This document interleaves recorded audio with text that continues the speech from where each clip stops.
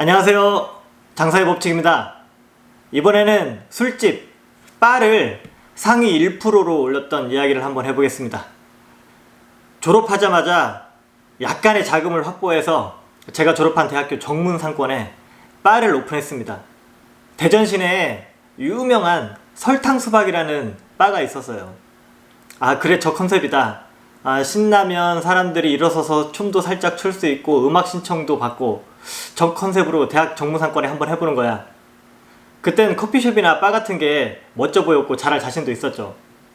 빈점포가 여러 개 있었는데 그 중에서도 제일 저렴하고 그나마 자리도 괜찮은 곳을 정했는데 겨우 한 13평 남짓에 테이블 5개 그리고 이제 바텐 하나가 있었죠. 그러니까 바텐이 좀 길게 있었으니까 테이블 개수를 한 7개 정도로 보면 되겠더라고요. 이제 알고 보니 들어오는 가게마다 망한다는 전설의 가게였습니다. 그래도 젊으니까. 술집 하던 곳이라 기본적인 인테리어는 돼 있었고 서울 이태원 가서 웨스턴 바 분위기를 연출을 하려고 인테리어 소품도 직접 사오고 DJ 박스에 음향 시설까지 직접 다 했습니다. 그래서 2월 초에 오픈을 했었던 묵집바 락 시저스 페이퍼, 사실 굉장히 특별한 전략이 있었던 건 아니어서 뭐 좀 짧게 이야기를 해드리겠습니다. 일단 외국인을 최대한 많이 끌어오자. 평소에 알고 지내던 젤이라는 외국인 친구가 있었어요.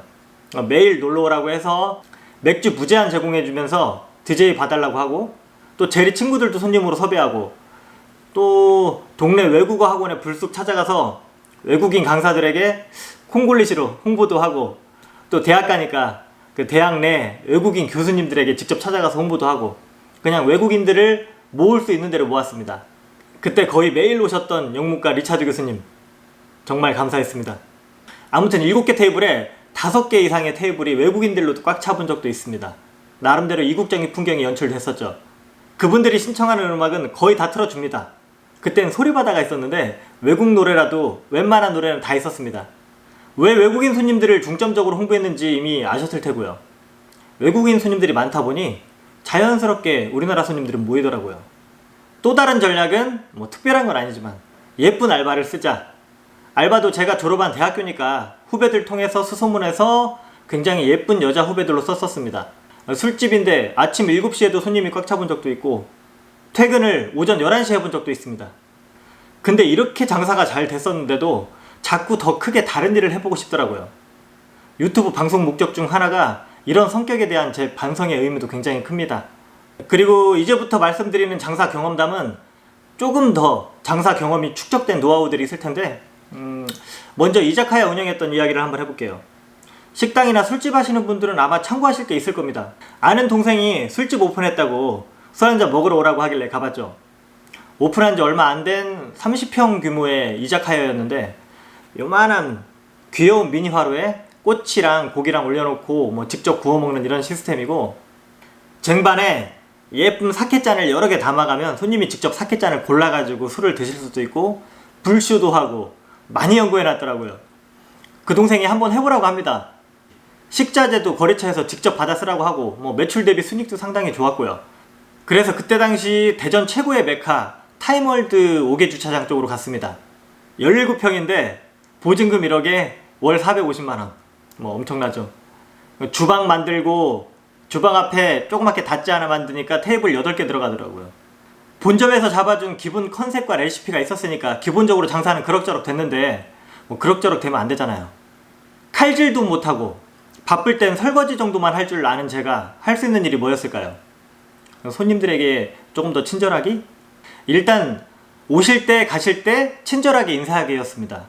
4분이 가실 때 몇 번 인사했을까요? 5번 인사를 합니다. 한 분씩 나가시는 분한테 인사를 하고 다 나가시면 4분을 향해 또 인사를 합니다. 당연히 2분이 나가실 땐 3번 인사를 하겠죠? 인사에 대해 조금 설명이 필요할 것 같아요. 제가 인사를 여러 번 한다고 했는데 구체적으로 어떻게 인사를 했을까요? 90도 인사? 아니면 큰 소리로 하는 인사? 물론 업장 분위기에 따라 다 다르긴 할 겁니다. 가장 중요한 건 손님이 듣기에 기분이 좋아야 됩니다. 뭐 큰 소리로 하거나 90도 인사를 하면 손님이 부담스러워하지 않을까요?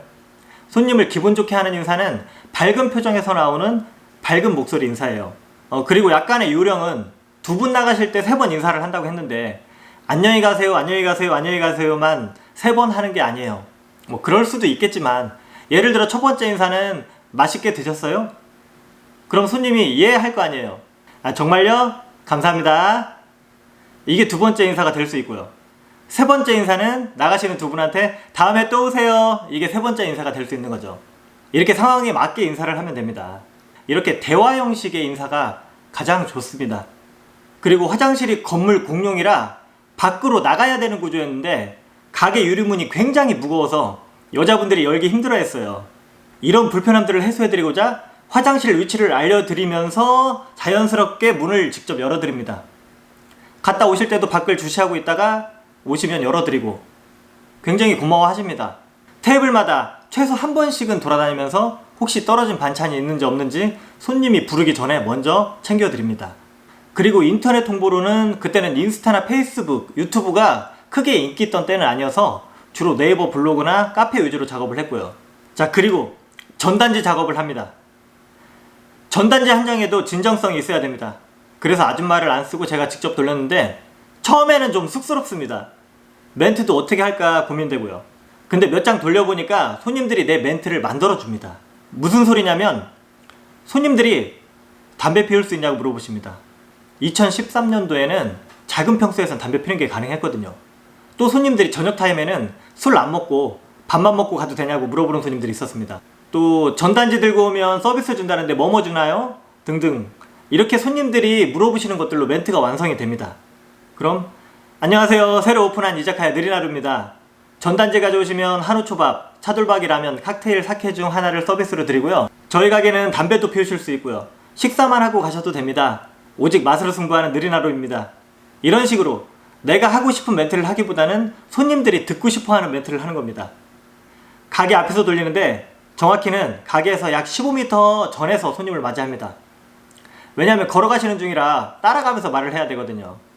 그리고 준비한 멘트가 끝날 때쯤이면 우리 가게 앞에 딱 도착해야 되고 멘트가 딱 끝나는 순간 그 손님에게 바로 여기입니다 하고 손짓으로 우리 가게를 보여줍니다.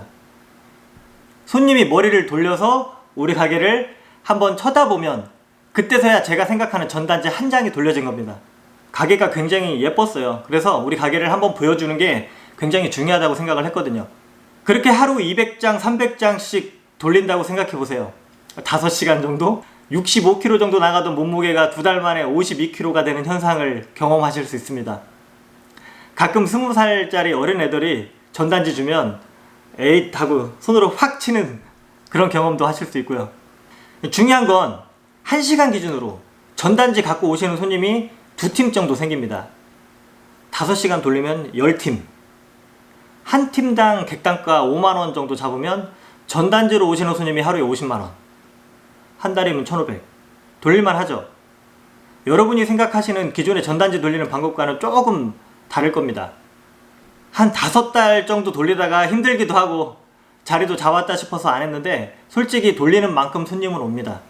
주말에는 자리 없어서 전화번호 적어놓고 가시는 예약 손님이 한 50명 이상 될 정도로 잘 됐었습니다. 그 작은 가게에서 6천 이상 팔았으니까요. 테이블 개수 비례하면 아마 거의 상위 1%나 0.1% 이상 수준이었을 겁니다. 다음 방송엔 칼질도 전혀 못하는 사람이 한우 한 마리를 통째로 잡아다 파는 생생정보통에 방영되기도 했었던 한우 정육식당을 운영했던 이야기도 해보겠습니다. 식당 운영하시는 분들이 보시면 꽤 도움될 내용들이 많이 있지 않을까 생각됩니다. 그냥저냥 들을만 했으면 구독, 좋아요 눌러주세요. 대한민국에 장사하시는 모든 자영업자분들 진심으로 응원합니다. 화이팅!